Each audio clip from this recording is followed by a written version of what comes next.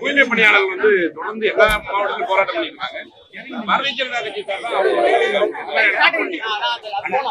இல்ல, ஏற்கனவே நான் வந்து அவர்கள் போராட்டம் பண்ணும்போது நான் போய் நேரில் போய் பார்த்தேன். தேர்தல் அறிக்கையில சொன்னது மாதிரி அவங்க யாரும் திமுகவில் எதுவுமே செய்யல.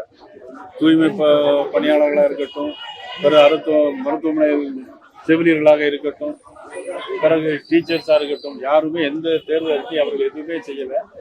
ஆனா முதலமைச்சர் அவர்கள் போராடலாம், உங்களிடம் முதல்வர், உங்களிடம் ஸ்டாலின் அப்படின்னு படத்தை போட்டு அரசு சார்பிலே விளம்பரங்கள் நடத்திட்டு இருக்கிறாங்க.